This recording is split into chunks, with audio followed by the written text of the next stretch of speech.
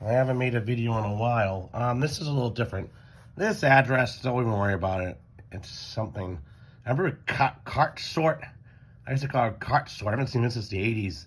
It's some type of bulk mail machine. Anyhow, this is pretty cool. So, 1987 or so, I'm not mistaken, Pontiac came out with some of their first front-wheel drive cars that weren't weird rebadge stuff. So we got this here. This is part of the We Build Excitement era Pontiac. This is like a sales brochure for my first car. And Pontiac was transitioning to front drive. New vehicle limited warranty. Pontiac 6000, which basically is an A-body GM, like a Chevy Celebrity or Buick Sierra or Cutlass Sierra, but a Pontiac, which I kind of like that version better. It's a type of plan for insurance. And remember this here from these, let's get together, buckle up. And this is gone now. This is a real address on it. So you open it, get this in the mail. Look at this. The A7 Bonneville. A artist painting of the car. Maybe a prototype painting, who knows? Unlimited excitement. And then, I love these things, because they used to hand these out to you. I don't know how they even sell cars now, but I remember my dad worked for Chrysler and GM, and I think no, not so much Subaru. That's way too late. But anyhow, you had these like magazines, and they talk about the cars. Of course, you got the Fiero, which, well, that's a story inside of itself. I think it's kind of a fun car. Would I buy one if I had a choice? Nah, I'd probably get the Buick Riata. I just like it. I didn't know they even existed until I saw one on a car show. And then it opens up like this, and it goes through the whole Pontiac line. So you got the Grand Am SE, which I never really liked the Grand Ams. They're smaller cars. Of course, you got the Trans Am. You got the Sunbird Turbo. I never really cared for that. Really? I didn't know they still had this. They still had the Grand Prix in F body or G body, which is similar to the Monte Carlo or Buick Grand National. Not the same engine, but the same idea. Look at that T-top in 87. The Pontiac 6000, which my step-grandfather had. I prefer this over the Chevy Celebrity. Chevy Celebrity is really generic to me. But I've only seen one of these on the road. I got a picture on it. I'll post up in the video. I've only seen one of these on the road recently. See, living in the South, you see all kinds of things on the road still. I think this ended in 88 or 89. They discontinued this. The Safari Wagon, which basically is a Chevy Caprice. Yeah, I know, it's a Pontiac. My dad had one of these in wood grain. Typical, it makes me happy to be an age 90 kid. Typical rear-facing seat in the back, which we always want to sit in. The Pontiac 1000, which I'll have to look it up. But I think it's basically similar to the Chevy Chevette. Not to be confused with the Chevettes that, you know, your dad grew up with or you see at car shows. These are like disposable cars where you use, like the phone company used to use these. Me and your mates used to use these. You know, company cars. My aunt had one of these. They're just simple, stupid cars. Let's see what else we got here. Then on the back, we got a full poster with a little frame.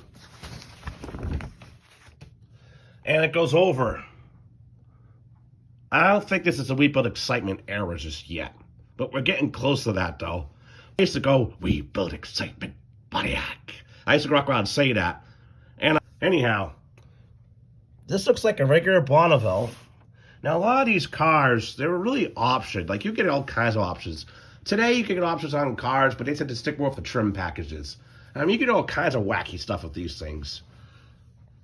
Has, I wouldn't call them fog lights, but running lamps. Um, it looks much sportier than in here. This is a really good shot. Now, I remember my dad bringing home cars from Chrysler, and they had the radio remote controls on the steering wheel, which I thought was absolutely amazing. The Pontiac, 1987 Pontiac did, as an option. Now, you may ask, well, where's the airbag? Well, the airbag, there is no airbag. They don't exist yet. And this one here had the sound package. Mine basically had a generic steering wheel. All the stuff up here was the same. Wood grain, of course. And it had a typical GM style Saginaw column, which is in many American cars, with the stick shifter up here. Let's see what it says here. Transverse mount 3.8 liter V6. Now, this is before the 3800 Series 1. What the difference is between those engines, I don't really know. Goodyear Eagle radials. I think I have Goodyear Eagles on my Buick. In the 45 split front seat, which really means is that these weren't bucket seats. I could put a picture of it up here to show you. These weren't really bucket seats. They were more of, how can I describe it? It was a cross between a bench seat and kind of a bucket seat. And you could sit 6 people. Although I never did. I don't remember my family doing it either. You could put 3 people up here, 3 people in the back. But I never remember doing that. My Buick LeSabre, you could put 6 people. But I never do. I have the seatbelt zip tied in the middle underneath the seat for car inspection reasons. I get my car inspected every year. But I've never used it. I don't think most people have. Problems with this car? Well, what happened with mine? Well, I had the typical GM transmission, clang, bang, when we go on the highway, which was a problem for a while. The Buick LeSabre has a shift kit. Of course, the Buick LeSabre is like the Windows XP. This is like the Windows 3.0 or whatever of this car. What else? My particular one, I don't know if it was an accident or just there was a body failure. The hood somehow eventually started to wobble. So I think we might have hammered it out or something. What else was really wrong with this car? Oh, your elbows would fail, which is typical for any type of 3800 transverse engine. Your cooling elbows. I mean, they were pretty good cars for their time. I mean, frankly, I would put one of these cars up against the Toyota of its time. People don't agree with me, but I'd say by the late 80s, by this point forward, I think GM was getting it, and they were doing pretty good.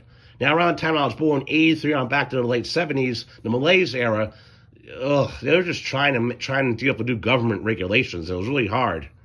But this is pretty neat, and I think I'm going to frame it. It's just, I really like it for $11 on eBay. And I've been looking for stuff like this. You know, this is why you save stuff. But you also want to sell it or give it away so you don't end up hoarding it all. But like I said, I grew up with this car to an extent, the Chevy platform, which I think actually is a foreign car. And my step-grandfather had one of these.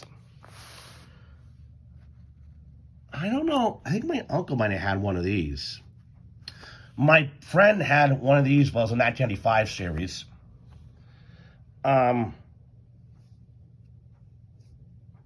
I like how how they put all this like weird mechanical stuff. See, nowadays it's not about the mechanical stuff. I mean, look, you're lucky to have air conditioning, AM, FM stereo. I mean, come on. But this is kind of a turning point for Pontiac. It really is. I think it's pretty neat.